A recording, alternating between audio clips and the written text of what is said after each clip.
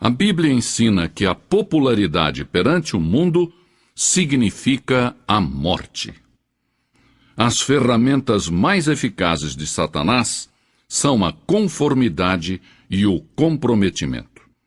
Ele sabe que um homem plantado no meio de um povo pagão é capaz de fazer com que muitas pessoas se voltem para Deus e declarem: porque não me envergonho do Evangelho de Cristo, que é o poder de Deus para a salvação de todo aquele que crê.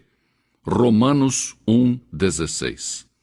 As palavras do apóstolo Paulo, já não vivo de acordo com as regras deste mundo, pesam e significam muito para nós hoje em dia. Como espada afiada, estas palavras cortam, expondo o nosso modo de viver. Não são palavras amáveis, são ordens com tom de batalha. Separam os débeis dos fortes.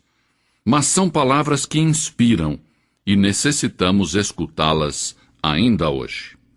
Primeiro, não moldemos nossas mentes segundo este mundo, de acordo com a sua propaganda, a sua conversação, a sua filosofia. O mundo executa uma gigantesca tarefa de lavagem cerebral. Às vezes consciente, às vezes inconscientemente, o cristão vive assediado por publicidade secular e mundana. Anúncios que proclamam que o homem elegante prefere tal marca de uísque, dando a entender que os que não bebem uísque não são pessoas de bom gosto. Muitos espetáculos, inclusive no domingo, são dirigidos a quem tem sede de violência, sexo e desrespeito à lei. Parece que um cérebro poderoso e diabólico rege os assuntos deste mundo, e que o seu objetivo principal é lavar o cérebro dos crentes para que se amoldem a este mundo. As coisas do mundo ameaçam contaminar a corrente de pensamento cristão. Satanás estará batalhando para distrair você cada hora de se dedicar a ler a Bíblia e a orar. Mas por cima desse estrondo, podemos escutar a voz das Escrituras, que nos diz: tende em vós aquele sentimento que houve também em Cristo Jesus. Filipenses 2,5. E não vos conformeis a este mundo, mas transformai-vos pela renovação da vossa mente, para que experimenteis qual seja a boa, agradável e perfeita vontade de Deus. Romanos 12:2. Nós, cristãos, não devemos nos amoldar às ansiedades do mundo. Há muitos cristãos que torcem as mãos dizendo: que desastre este mundo! A Bíblia nos diz que o mundo e seus desejos passarão, e que ele perecerá num cataclismo de julgamento. Nós, cristãos, devemos ser luz no meio das trevas. E a nossa vida deve mostrar tranquilidade, paz e gozo no meio da frustração, da confusão e da desesperança. Em segundo lugar, não devemos nos amoldar ao mundo no físico. Este nosso corpo está destinado a ser templo do Espírito Santo. Não devemos nos prostrar perante os templos de Baal. Devemos apresentá-lo completo a Deus, como sacrifício vivo.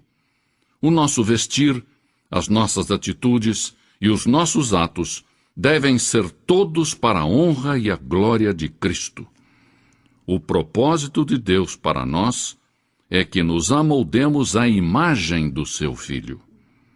O mundo pode pressionar, tentando deformar-nos, mas Cristo nos disse: transformai-vos pela renovação da vossa mente, para que experimenteis qual seja a boa, agradável e perfeita vontade de Deus.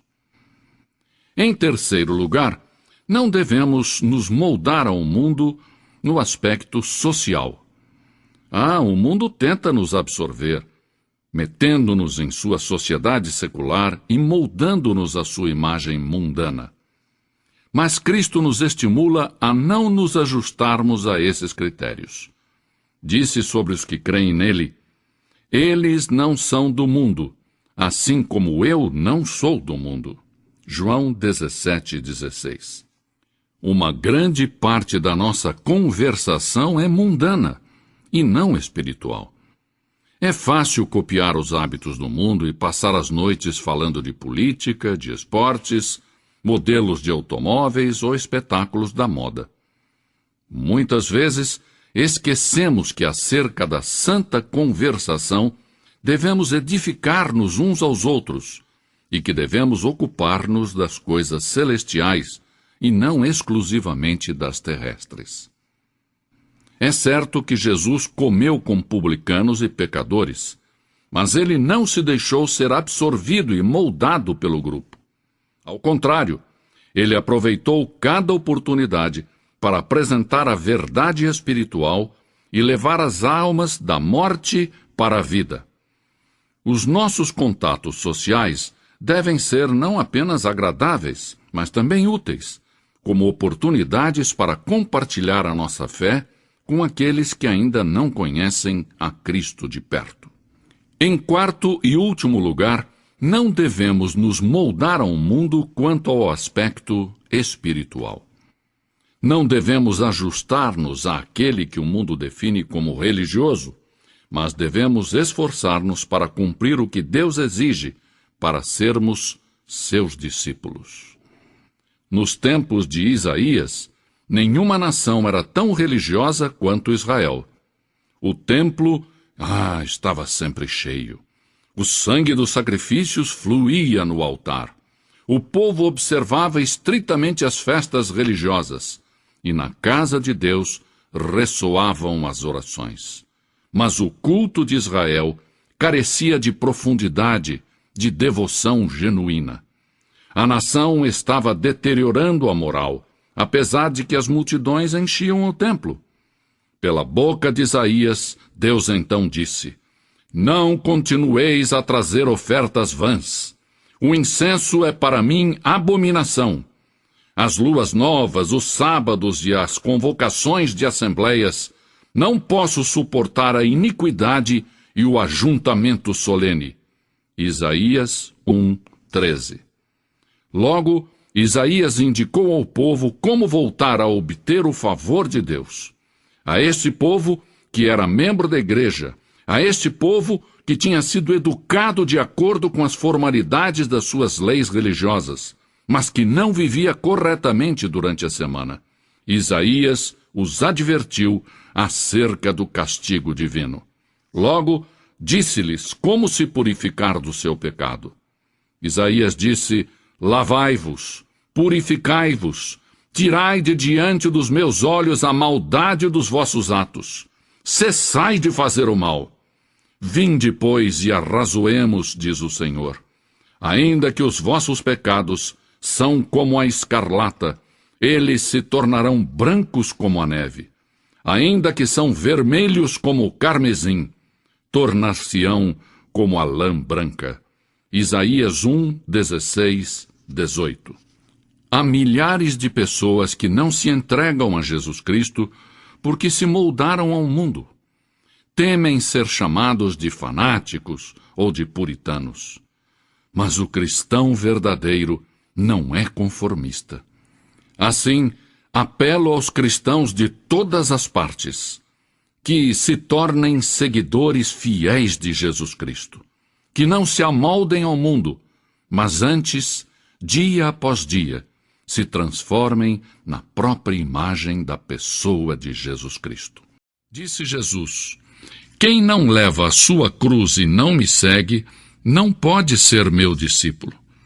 Pois qual de vós, querendo edificar uma torre, não se senta primeiro a calcular os gastos para ver se tem com o que acabar? Para que não aconteça que depois de colocar os alicerces, e não a podendo acabar, todos os que a virem comecem a zombar dele, dizendo: Este homem começou a edificar e não pôde acabar. Lucas 14, 27-30. O que Jesus quer dizer a você é: se você vai servir a mim, então sente-se e calcule o custo. Quando abordamos a palavra de Deus, enfrentamos 3 problemas. Primeiro, o intelectual. Na atualidade não é tão problemático como foi há alguns anos. Quando eu ia à escola, a ciência parecia oposta à palavra de Deus. Na atualidade, muitos cientistas creem em Deus. Mas o problema intelectual que eu enfrentava é semelhante aos que muitos enfrentam hoje. Eu tinha que decidir quem era Jesus Cristo. Era o Filho do Deus vivo? Era o caminho, a verdade e a vida? Jesus era a encarnação de toda a verdade científica, psicológica, moral e espiritual? Esta é uma decisão que deve ser tomada acerca de Cristo, uma decisão intelectual. A Bíblia tem algumas coisas a dizer sobre a mente. Temos que amar ao Senhor com todo o nosso coração, toda a nossa alma e todo o nosso entendimento. Tende em vós aquele sentimento que houve também em Cristo Jesus, diz a Bíblia. A mente é importante, mas é preciso recordar que tem sido afetada pelo pecado. Não é possível chegar a Jesus Cristo somente de forma intelectual. Esse passo deve ser tomado por meio da fé. Foi por fé que eu disse: Senhor Jesus, eu creio que és quem disseste ser, o Filho do Deus vivo, o Criador do universo, que morreu na cruz pelos meus pecados e se levantou outra vez para a minha justificação. Creio, Senhor, que irás regressar para estabelecer o teu reino. Sei que és o meu Salvador e por fé te aceito. Quando fiz isto, ele entrou no meu coração e me transformou numa nova pessoa, e o mesmo fará por você. O segundo problema que enfrentamos ao comparecer diante de Jesus é da natureza moral. A satisfação das normas elevadas de Cristo. Jesus exige o primeiro lugar em tudo. As pessoas chegam a Cristo sabendo que tem que pagar um preço. Não pode levar consigo seus pecados sujos. Terão que deixar de mentir, de deitar-se com a mulher ou o homem que não seja o seu cônjuge, de burlar na escola ou no serviço. Tem que gastar tempo estudando a palavra de Deus para mostrar-se aprovado a Deus, como obreiros que nada têm do que se envergonhar. Todas estas coisas são custosas. Você está disposto a pagar o preço? Não é possível levar uma vida limpa na atualidade. Só há uma maneira: com Cristo no seu coração.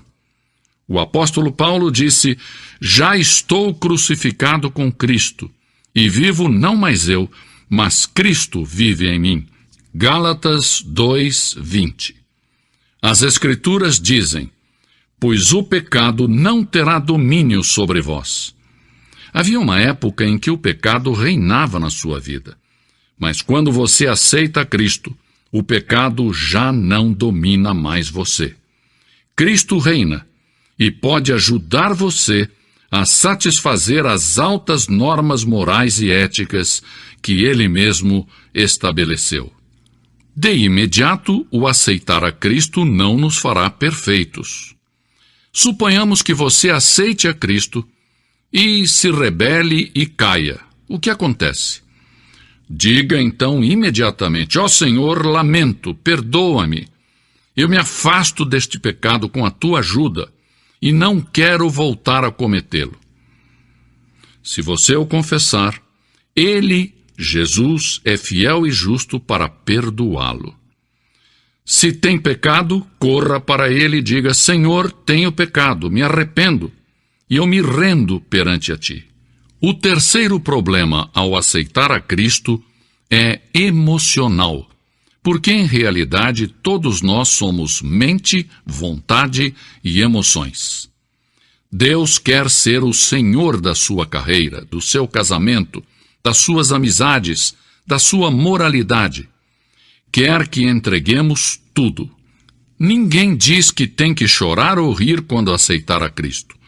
Mas não se pode olhar na cruz e entender o seu significado profundo sem sentir-se comovido pelo fato de que Deus enviou seu Filho, o Senhor Jesus Cristo, para que derramasse o seu sangue e morresse por você, para que você pudesse ter perdão dos seus pecados e vida eterna com Deus. Deus nos faz 3 chamadas. Primeiro, nos chama à pessoa de Jesus Cristo. Vinde, pois, e arrazoemos, diz o Senhor, ainda que os vossos pecados são como a escarlata, eles se tornarão brancos como a neve. Isaías 1:18. Podem embranquecer-se como a neve devido à cruz, ao sangue que Jesus ali verteu e que nos purifica de todo o pecado. Por isso, Deus chama você a Cristo. Não é uma chamada à igreja, à família, nem à nação. É uma chamada a uma pessoa, a Jesus Cristo. Em segundo lugar, Deus nos chama à consagração. A palavra consagração significa apartar-se. Nós podemos nos dedicar, mas somente Deus pode nos consagrar. Rogo-vos, pois, irmãos, pela compaixão de Deus, que apresenteis os vossos corpos como um sacrifício vivo, santo e agradável a Deus. Romanos 12:1. Pense na sua vida como se fosse uma casa para a qual você tem um molho de chaves. Quando você responde à chamada de Cristo para a salvação, você entrega a Deus a chave da porta principal. Entrega a sua vida a Cristo como Salvador e Senhor. E aí, em resposta à chamada de Deus à consagração, você entrega todas as outras chaves a Deus. Para uma mãe ou um pai, isso significa entregar o seu bebê a Deus. Para um negociante, isso quer dizer entregar a Deus as chaves da sua empresa. Para um estudante, implica em entregar a Deus as chaves da sua educação e sucessivamente dar a Deus as chaves dos seus romances, do seu futuro casamento. Cristo torna-se Senhor de toda a sua vida. A Bíblia nos diz, portanto, assim como recebestes a Cristo Jesus, o Senhor, assim também nele andai. Colossenses 2:6. Em terceiro e último lugar, Deus nos chama a servir. Ah, quem me dera que tivéssemos neste momento 1 milhão de jovens que dissessem: Senhor, irei aonde Tu queres que eu vá, e serei o que queres que eu seja. Sim, Deus os necessita, requer enfermeiras e doutores, negociantes e políticos, líderes cristãos que estão dispostos a pagar o preço, dar um passo à frente e servir a Cristo. O Senhor considerou que a oração era mais importante do que o alimento, já que a Bíblia nos relata horas antes da refeição matinal. De madrugada, quando ainda estava escuro, Jesus levantou-se, saiu de casa e foi para um lugar deserto, onde ficou orando. Marcos 1:35. Para o Filho de Deus, a oração era mais importante do que reunir grandes multidões. A Bíblia declara: e reunia muitas pessoas para ouvi-lo e para que os curasse de suas enfermidades. Porém, ele se recolhia em lugares desertos e orava. As horas preciosas de companheirismo que ele desfrutava com seu Pai Celestial significavam muito mais para o nosso Salvador do que o sono. E sabemos disso porque a Bíblia nos diz: num daqueles dias, Jesus saiu para o monte a fim de orar e passou a noite orando a Deus. Lucas 6:12. De maneira que Deus responde às orações. Porém, algumas orações recebem como resposta um sim e outras um não. Então, o que podemos dizer sobre as orações sem resposta? A Bíblia diz que existem razões específicas para as orações que não recebem resposta. Pode ser que a sua oração não tenha recebido resposta por causa da desobediência. Um filho desobediente não pode esperar se dar bem. A Bíblia afirma em Deuteronômio 28:15: Entretanto, se vocês não obedecerem ao Senhor, o seu Deus, e não seguirem cuidadosamente todos os seus mandatos e decretos que hoje lhes dou, todas estas maldições cairão sobre vocês. Quem sabe você não recebe resposta para sua oração devido a um pecado oculto. Davi disse com convicção: se eu acalentasse o pecado no meu coração, o Senhor não me ouviria. Outro motivo pelo qual as orações não são atendidas é porque somos egoístas. A Bíblia declara: quando pedem, não recebem, pois pedem por motivos errados, para gastarem seus prazeres. Tiago 4:3. O espírito que deve predominar na oração para que ela seja eficaz deve ser: não se faça a minha vontade, e sim a tua, Senhor. A verdadeira oração não é uma repetição vã de palavras proferidas em público para se fazer de religioso.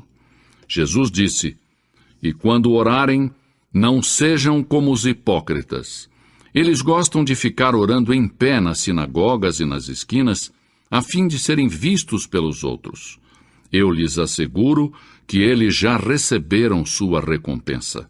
Mateus 6:5. A oração não se limita às posturas religiosas tradicionais, nem tampouco a lugares de adoração ou cerimônias religiosas.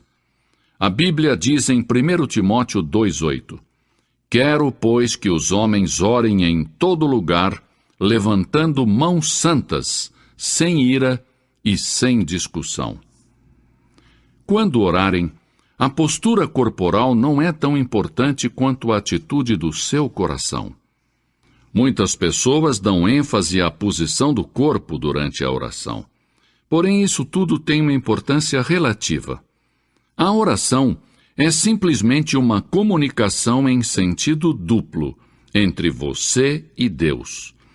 A razão pela qual muitos dos grandes santos fechavam seus olhos para orar era que desejavam colocar de lado as coisas mundanas, a fim de que suas mentes pudessem estar concentradas exclusiva e completamente em sua comunicação com Deus. Não obstante, não está descrito em nenhuma parte das Escrituras que é importante fechar os olhos, mesmo que ajude a desenvolver uma atividade correta de oração. A pergunta seguinte que muitos fazem é: a quem foi dito que ore? As Escrituras nos dão a resposta: a todos os homens. Mesmo assim, é possível fazer a pergunta: onde devemos orar? Paulo nos dá a resposta quando diz: em toda parte.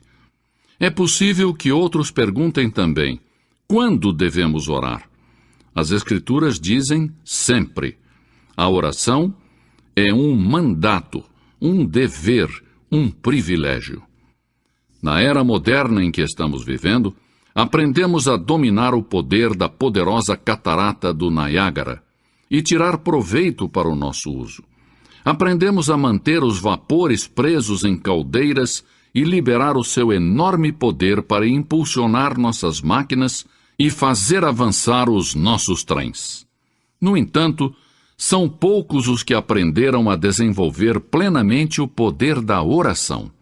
Sim, porque a solução para todos os nossos problemas se encontra em Deus Todo-Poderoso.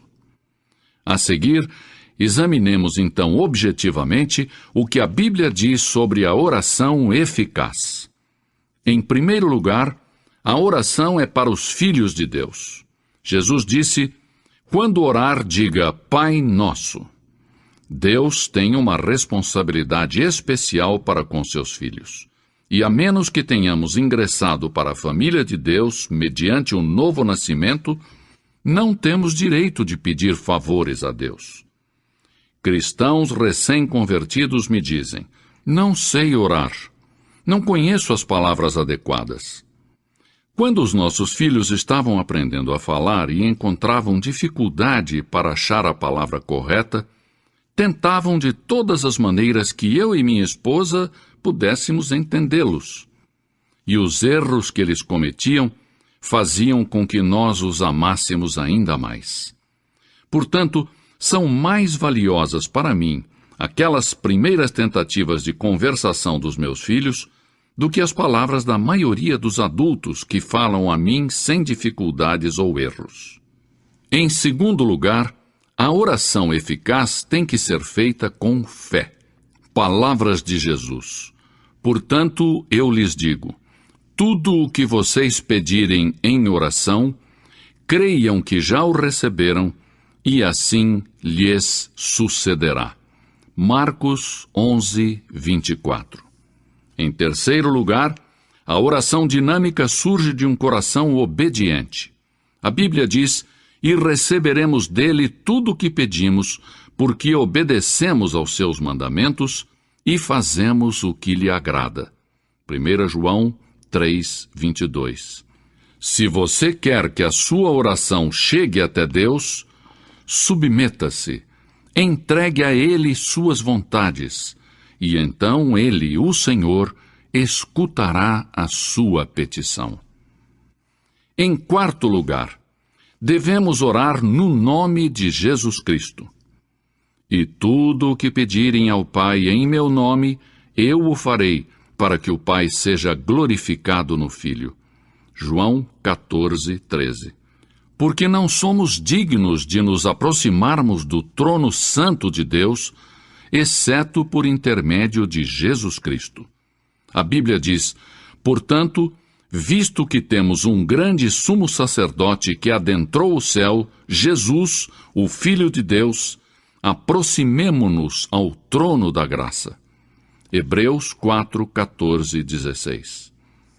Em quinto lugar, devemos desejar conhecer e seguir a vontade de Deus. Inclusive, o próprio Jesus foi contra a sua própria vontade no momento e disse, meu Pai, se não for possível retirar este cálice de mim sem que eu o beba, então seja feita a tua vontade. Mateus 26, 42.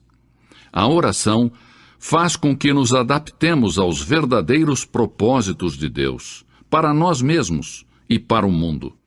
Isto não somente faz com que as bênçãos de Deus cheguem às nossas vidas pessoais, mas também nos abençoa por estarmos de acordo com os planos de Deus. E, finalmente, a oração deve ser para a glória de Deus. A oração modelo ensinada por Jesus é concluída com as seguintes palavras: porque teu é o reino, o poder e a glória para sempre. Para que as nossas orações tenham resposta, devemos dar a Deus a glória e a honra.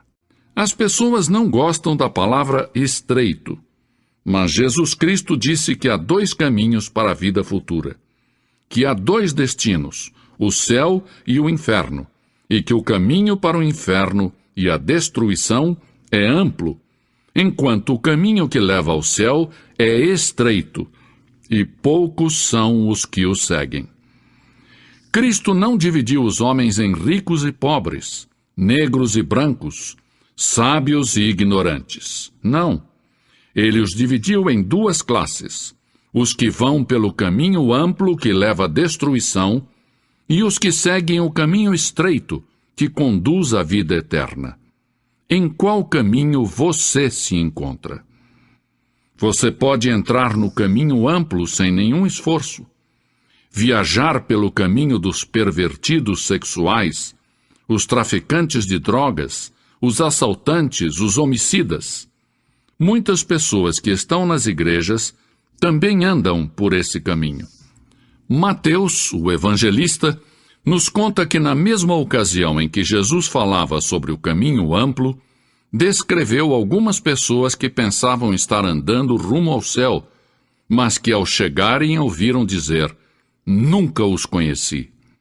Eles então protestaram e disseram, Senhor, até expulsei demônios em teu nome, eu fui evangelista, eu fui isto ou aquilo. E Jesus assegurou que lhes diria: nem sequer os conheço. O Senhor afirmou que o caminho amplo é muito enganoso. A muitos pode parecer bom tirar o peso da vida, buscando todos os prazeres, satisfazendo todos os apetites. Mas a Bíblia diz: há um caminho que ao homem parece direito, mas o fim dele conduz à morte. Provérbios 14:12. Jesus disse que o caminho amplo leva a um lugar ou a uma condição que ele descreveu como inferno. Não pretendo solucionar todos os mistérios relacionados com o inferno, mas sejam quais forem os outros significados da palavra, sei que ela significa separação de Deus. Jesus empregou 3 palavras para descrevê-lo: fogo, escuridão e morte. A Bíblia ensina que Deus não se deleita com o fato de que hajam seres humanos que vão pelo caminho amplo que leva ao inferno. Declara que Deus nos ama e que enviou o seu Filho para que não nos perdêssemos. Enviou o Espírito Santo para que nos ensinasse e nos fará conscientes dos nossos pecados, a fim de que não nos extraviemos. Deus jamais quis que você terminasse ali. Será a sua própria decisão. Jesus disse que o caminho é estreito e a porta apertada, e que Ele mesmo é a porta. Eu sou a porta, disse Jesus. Aquele que por mim entrar será salvo. E nos disse: não procurem entrar por outro caminho. É o que fazia um ladrão. Há somente uma porta. Disse Jesus: eu sou o caminho, a verdade e a vida. Ninguém vem ao Pai, senão por mim. Ele disse: ninguém vem ao Pai. Não disse vai ao Pai. Ele disse: ninguém vem ao Pai, porque ele diz também: eu e o Pai somos um. Talvez você me dirá: Dr. Billy Graham, isso eu não aceito. Eu quero ir para o céu. Creio que o lugar existe, mas não quero ir por meio de Jesus.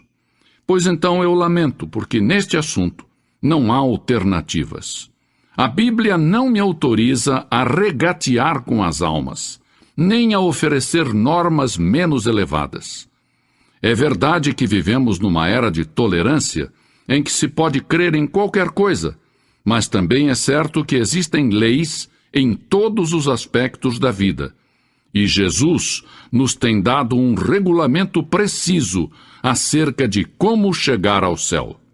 Segundo as Escrituras, o céu é um dom de Deus, devido ao que fez o seu Filho Jesus Cristo na cruz.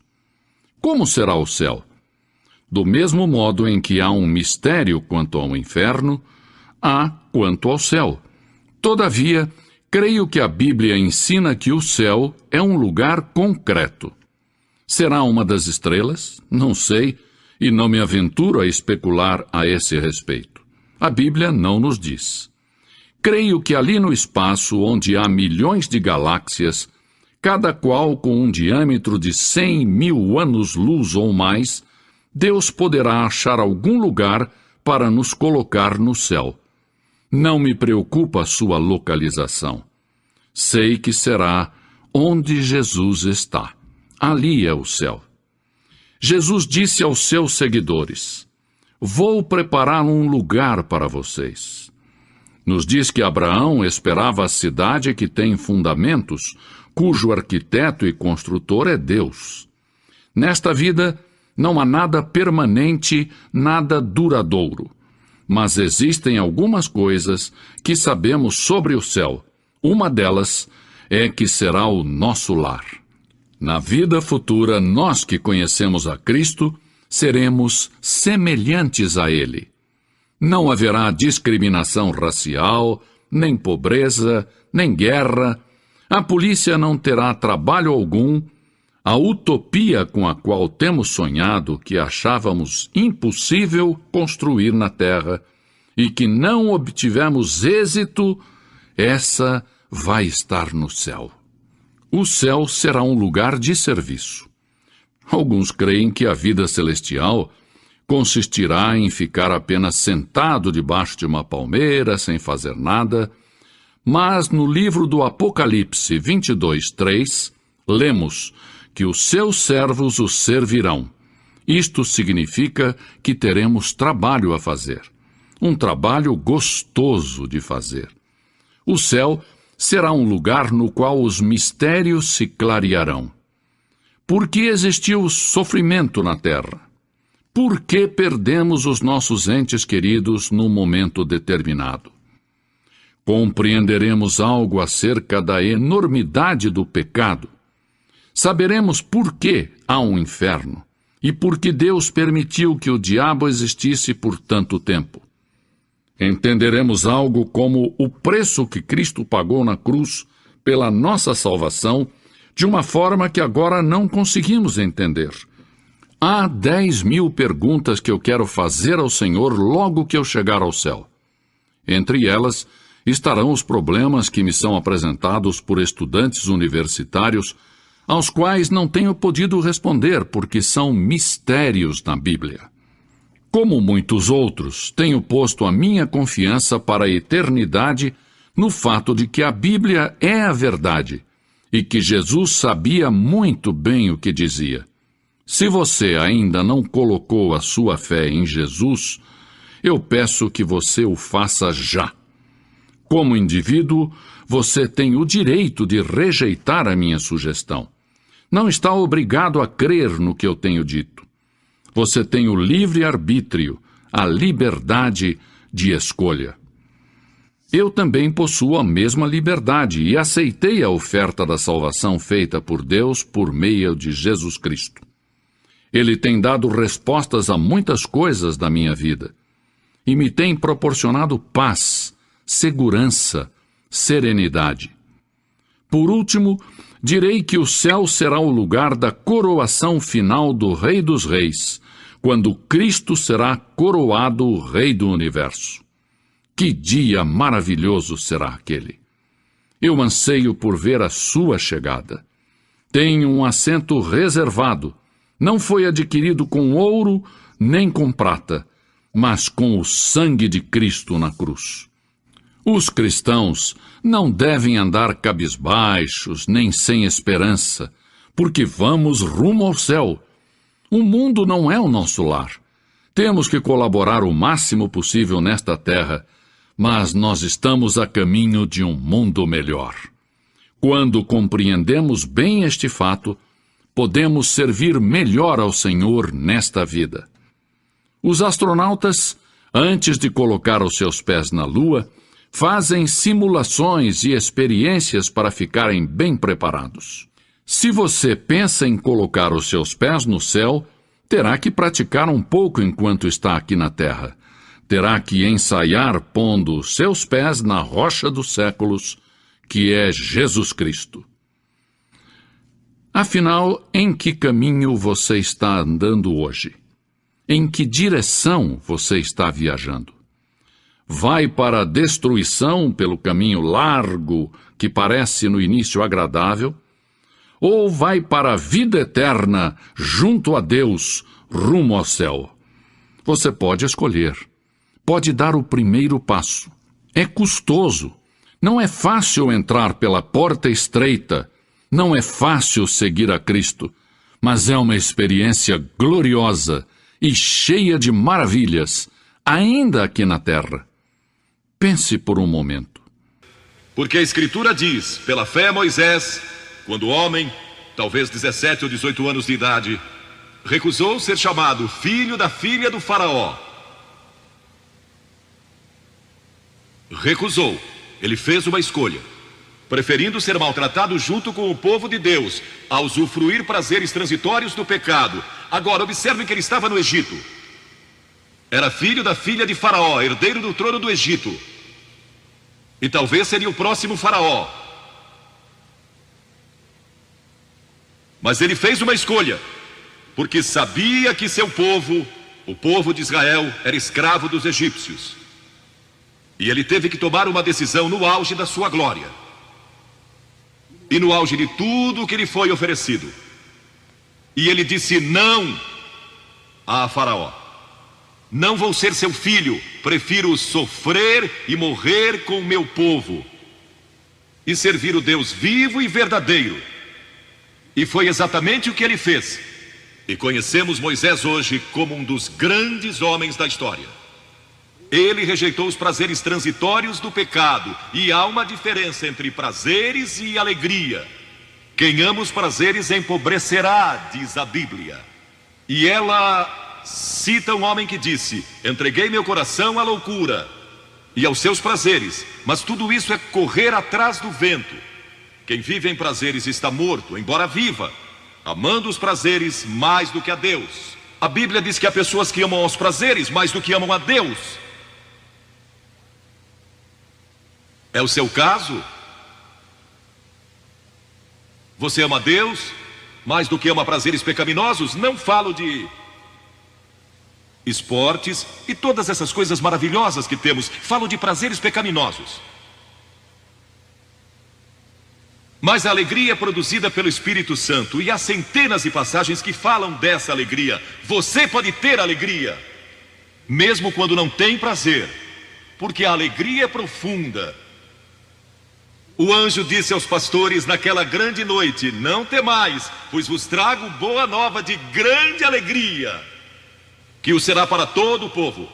E mesmo no sofrimento, quando você recebe a Cristo, Deus não remove o sofrimento. Ele não remove todos os problemas e as dificuldades da sua vida. Não faz isso. Ele não promete, se você está desempregado, conseguir um emprego amanhã se você aceitar a Cristo hoje à noite. Ele promete que lhe dará graça e força e alegria em qualquer situação. Bem-aventurados sois quando os homens vos odiarem e quando vos expulsarem da sua companhia, vos injuriarem e rejeitarem o vosso nome como indigno, por causa do Filho do Homem. Regozijai-vos naquele dia e exultai. Ele disse: quando vierem a mim e tiverem problemas e tribulações e as pessoas odiarem vocês, ele disse: exultai, porque grande é o vosso galardão lá no céu, pois dessa forma procederam seus pais com os profetas. Todos que viverem piedosamente em Cristo serão perseguidos. A Bíblia diz: ainda haverá sofrimento. Jesus disse: quem não tomar a sua cruz e negar-se a si mesmo não pode ser meu discípulo. Moisés escolheu a alegria de seguir a Deus em vez da vida de prazeres no Egito. O que você está seguindo? Qual é a sua escolha nesta hora? E então o último é Jesus. Jesus foi tentado em todas as coisas à nossa semelhança, mas sem nenhum pecado. Quer dizer que Jesus foi tentado a mentir? Sim. Que Jesus foi tentado a cobiçar? Sim. Que ele foi tentado a adulterar? Sim. Que Jesus foi tentado a roubar? Sim. Ele foi tentado em todas as coisas, como nós, mas sem pecado. Como ele teve vitória sobre a tentação? A Bíblia nos diz no capítulo 4 de Mateus e em muitos outros textos, mas vou falar só deste. O diabo veio a ele quando ele estava faminto e sedento e disse: se és o Filho de Deus, manda que estas pedras se tornem em pães. Observem que ele tentou colocar dúvidas na mente de Jesus quanto à sua identidade. Agora, Jesus era o Filho de Deus, nascido de uma virgem, Filho de Deus, que foi ressuscitado dos mortos pelo poder de Deus e está vivo hoje. Mas o diabo pôs dúvidas em sua mente. Ele estava fraco e cansado e faminto, um ser humano. Ele não enfrentou o diabo como Filho de Deus, enfrentou-o como homem. E ele sempre respondeu citando as Escrituras. É por isso que você deve decorar as Escrituras. Nem só de pão viverá o homem, mas de toda a palavra que procede da boca de Deus. Jesus disse que há uma coisa que é mais importante que a comida, e sexo, e coisas materiais. É sua vida espiritual. E então ele disse: se tu és o Filho de Deus, atira-te abaixo, porque está escrito: aos seus anjos ordenará a teu respeito que te guardem. para não tropeçares. E Jesus de novo respondeu: está escrito, não tentarás o Senhor teu Deus. E então o diabo levou a um alto monte e lhe mostrou todo o futuro do mundo, todos os reinos que ainda estavam por vir. E lhe disse: se dobrares o teu joelho e me adorares, eu te darei todos os reinos do mundo e sua glória. Jesus não argumentou se ele podia fazer isso. O diabo pode dar-lhe qualquer coisa. Alguns de vocês estão vendendo as suas almas por nada, coisas sem valor. A Jesus ele ofereceu o mundo todo, mas ele sabia que a cruz estava esperando por ele, e o único meio de salvação para o mundo era a cruz. Se tivesse obedecido o diabo, nós nunca teríamos tido a oportunidade de sermos salvos e perdoados. Jesus teria tomado um atalho e nós estaríamos perdidos. Mas Jesus disse: está escrito, ou melhor, começou dizendo: retira-te, Satanás, porque está escrito, ao Senhor teu Deus adorarás e só a ele darás culto. E assim o diabo deixou, e anjos vieram e o serviram. Observe como Jesus enfrentou o diabo ao ser tentado. Primeiro, ele citou as Escrituras. Segundo, ele estava cheio do Espírito Santo. E terceiro, estava na vontade de Deus. Você está disposto a dizer não às tentações do diabo? Está? Pense nisso. E está disposto a dizer sim às declarações de Cristo, de que Ele é Filho de Deus, e quer que Ele entre em seu coração e perdoe seus pecados, salvando? Eu sei, muitos de vocês foram batizados e confirmados. A maioria de vocês talvez sejam membros de uma igreja, ou se identificam com uma igreja, ou talvez vão à igreja 2 ou 3 vezes ao ano. Não sei se fazem isso ou não, mas sei que muitos o fazem. Mas não podem declarar aqui hoje: eu sei que meus pecados foram perdoados, eu sei que vou para o céu. Deus está disposto a perdoar todo o seu passado hoje por causa da cruz. Deus está disposto a dizer: eu perdoo você, porque Ele ama você. E Deus se interessa por você como se você fosse a única pessoa em todo o mundo. E você pode recebê-lo nesta noite. Você diz: o que preciso fazer? Primeiro, deve estar pronto a se arrepender dos seus pecados. O primeiro sermão de Jesus foi sobre arrependimento. E a palavra arrependimento significa mudança, mudar suas ideias, mudar seu estilo de vida. Deixar que Cristo entre e o ajude a mudar. Está pronto a fazer isso? Não pode mudar por si mesmo, mas Ele o ajudará a mudar. Não que você será perfeito.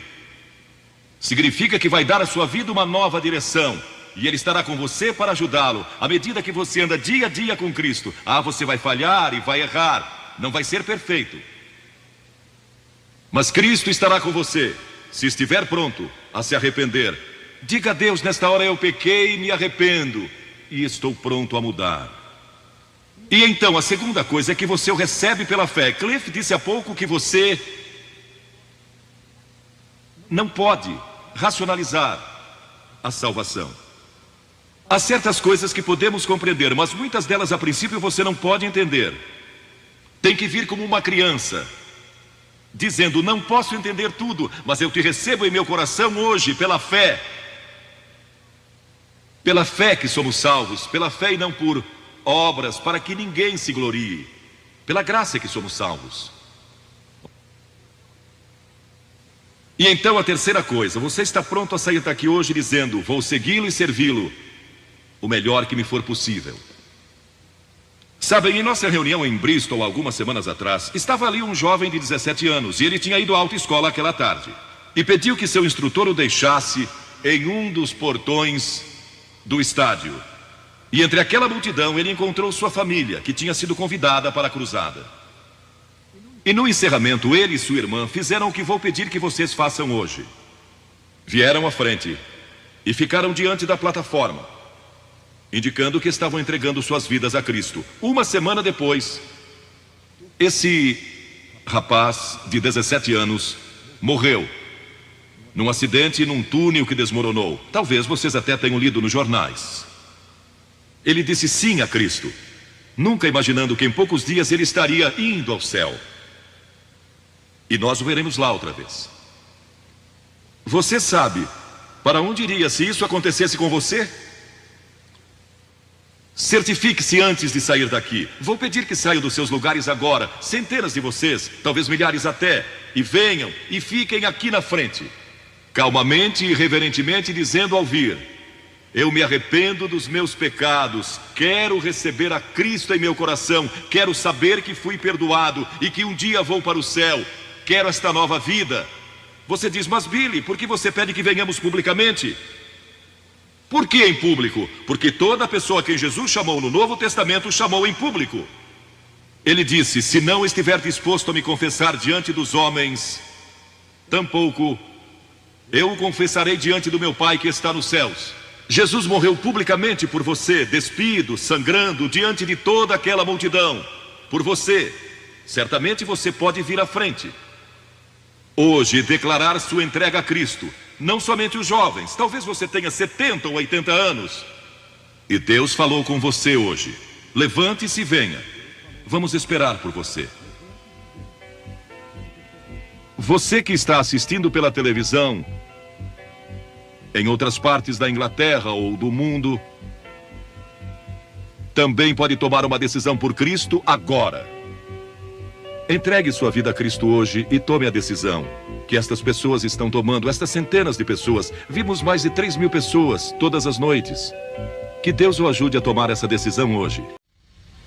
Na Bíblia há um relato que desejo compartilhar. O relato que menciono fala de um jovem muito rico que veio até Jesus. Jesus saía a ensinar e pregar com seus 12 discípulos. E o homem se aproximou apressado e disse: o que devo fazer para alcançar a vida eterna? O homem que veio a Jesus era jovem, quase adolescente. E como vocês, desejava compreender seu destino, o significado e o propósito da sua vida.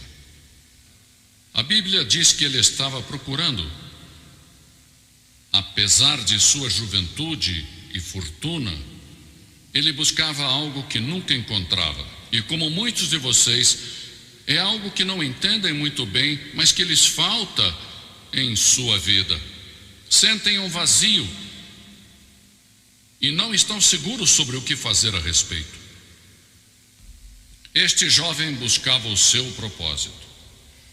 Qual propósito tem minha vida? E quanto a você, qual o seu propósito? Muitos dos que nos escutam se sentem sozinhos, ou talvez desorientados, ou ansiosos. Não sabem qual a causa e não sabem como mudar isso. É preciso entregar-se a Jesus. Jesus veio, viveu e fez muitos milagres. Mas esse não era o seu principal propósito. Ajudou os pobres, também curou aleijados, doentes e ressuscitou os mortos. Mas esse não era o seu propósito. Seu propósito era ir para a cruz e morrer na cruz. Muitos de vocês são católicos, outros são evangélicos, outros não são de nenhuma religião, mas já viram imagens da cruz, já viram crucifixos, e foi nesse lugar onde Jesus foi crucificado por vocês. Tomou os seus pecados e os meus, e a Bíblia diz: todos temos pecado. O que é pecado?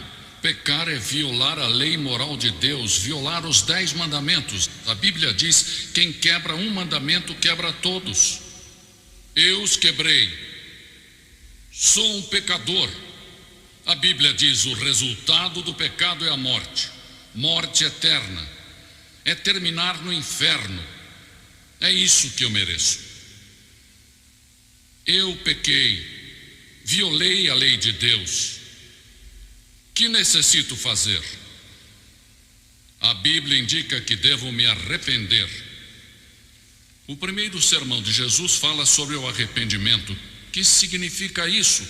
Significa dar a volta, transformar sua mente, mudar a direção em que vamos. E ele disse: se você vier à minha cruz pela fé, eu perdoarei todos os seus pecados. Eu te justificarei como se nunca houvesse pecado. Tudo fica apagado no seu passado. Já não se falará mais no assunto. Nem sequer Deus se lembrará dos seus pecados. Já imaginou? É o que a Bíblia diz. O jovem falou com a pessoa certa, disse: que devo fazer para ter a vida eterna? Foi até a pessoa que entende os problemas, as dificuldades e tentações que enfrentamos, entende nossa dor, alegria, fracassos, dificuldades. Ele morreu na cruz, mas a Bíblia diz que ressuscitou e que é um Cristo vivo. Esta noite ele vence o pecado, o inferno e a morte. O jovem veio com urgência a Jesus, correu até Jesus. E é possível que alguns de vocês hoje corram até Jesus e mudem suas vidas. O rapaz chegou em um bom momento, pois ainda era jovem. A Bíblia diz que com a idade o coração se endurece, se torna duro e mais duro. Lembra-te do teu Criador nos dias da tua mocidade, diz a Bíblia. Venha Jesus nesta noite. Agora mesmo, não deixe para amanhã ou outra hora. Você diz: eu sou membro de uma igreja, eu vou aos domingos. Jesus ensinou que ser membro de uma organização ou ainda de uma igreja não é a solução. A solução é Cristo em sua cruz e ressuscitado dentre os mortos.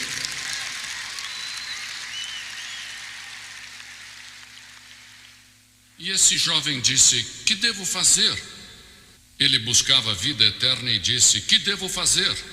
Mas cometeu um erro ao pensar que poderia trabalhar para consegui-la. Não se pode trabalhar por ela. Deus a dá a você. Por fé, pela graça, Ele a dá, não a merecemos. Graça é um favor não merecido, é algo que não se ganha nem se merece.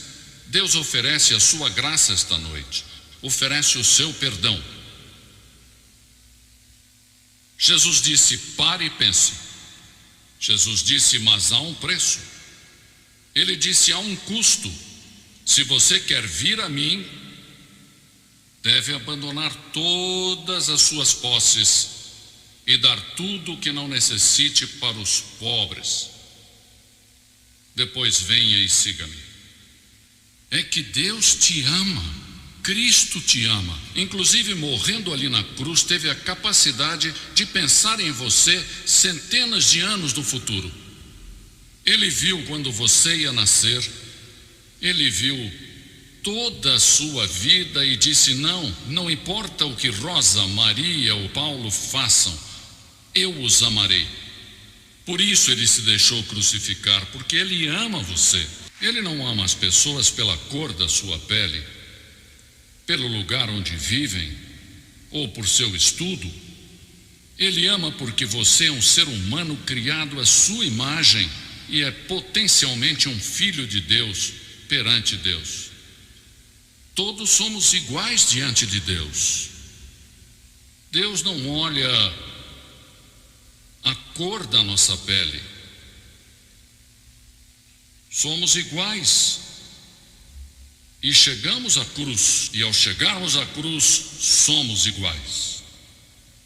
Ele não olha e diz: você é africano, brasileiro, oriental, se é branco, é europeu. Não. Esta noite, Jesus olha para você e diz: eu amo você. Eu amo você.